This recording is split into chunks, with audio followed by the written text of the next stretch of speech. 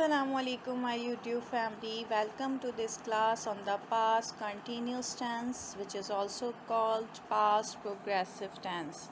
The past continuous tense is used quite often in English, so let's understand exactly when to use it and how to use it.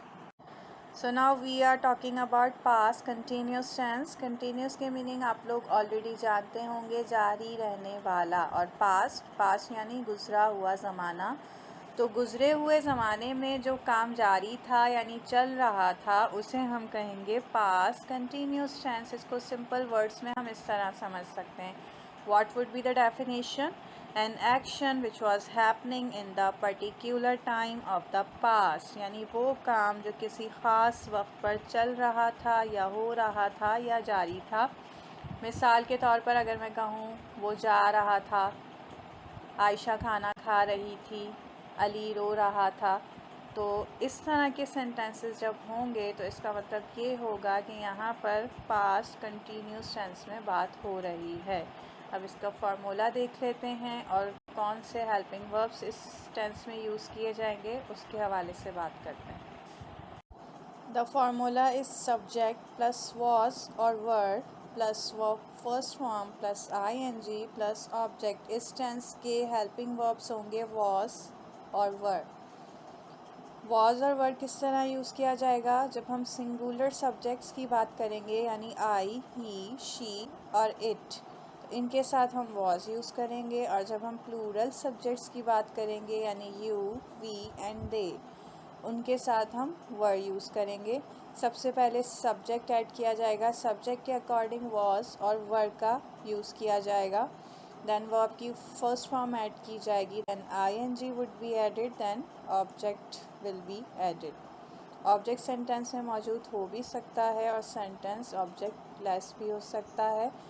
अब इसको examples के ज़रिए समझते हैं। Look at these examples. He was sleeping, वो सो रहा था।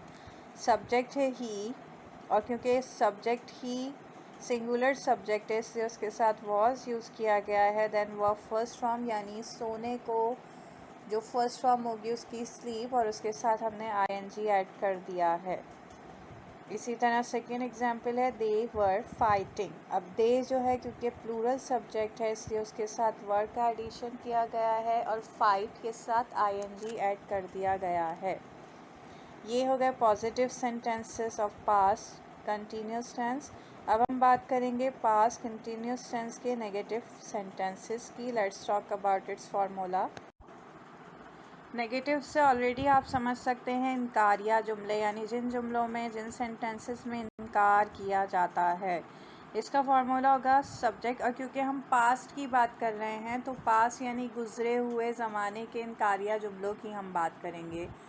Formula is subject plus was और were. According to subject it will be added, plus not plus verb first form plus ING plus object. क्योंकि ये इनकारिया जुमले हैं इसलिए इनके साथ नॉट का एडिशन किया जाएगा।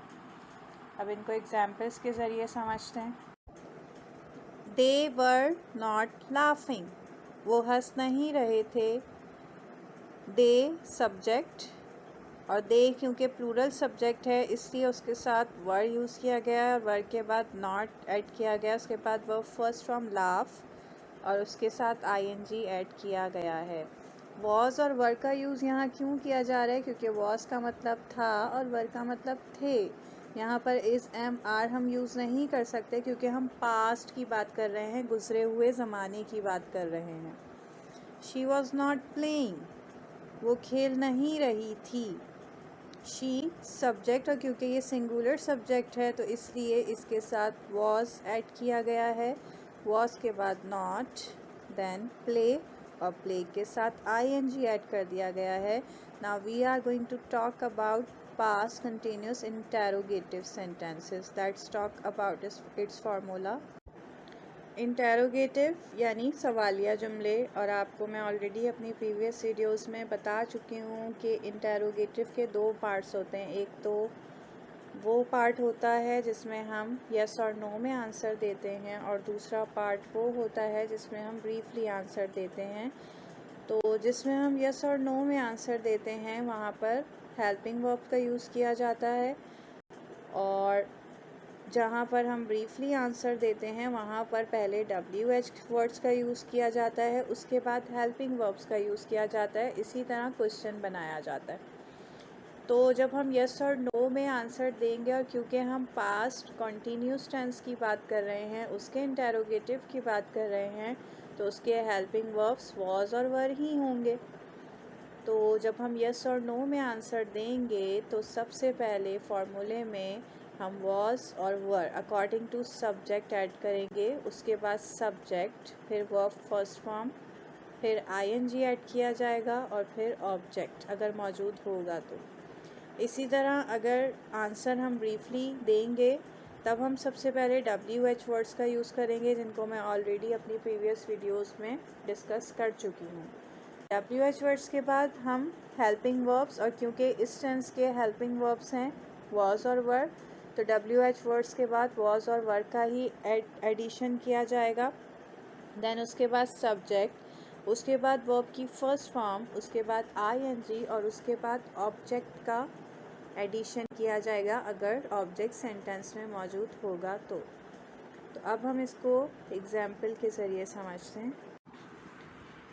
फॉर सपोज अगर मैं कहूँ वॉज अली गोइंग होम, क्या अली घर जा रहा था, तो यहाँ पर यस और नो में आंसर दिया जाएगा।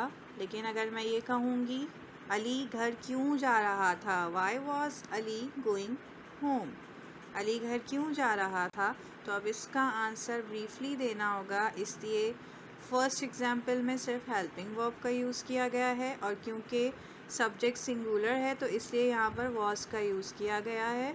और उसके बाद जब ब्रीफली आंसर देना है, अब रीज़न पूछा जा रहा है कि अली घर क्यों जा रहा था, इसे यहाँ पर WH वर्ड का यूज़ किया गया, और WH वर्ड्स में वाई का यूज़ किया गया है, क्यों। और अली क्योंकि सिंगुलर सब्जेक्ट है तो इसलिए उससे पहले वॉज का यूज़ किया गया है WH वर्ड, उसके बाद हेल्पिंग वर्ब, उसके बाद सब्जेक्ट, उसके बाद वर्ब फर्स्ट फॉर्म, उसके बाद ING ऐड किया गया है गो के साथ, और उसके बाद ऑब्जेक्ट ऐड किया गया है। आई होप कि आपका कॉन्सेप्ट क्लियर हुआ होगा। So guys, that's all from my side. I hope you are clear with the concept and enjoyed this lesson.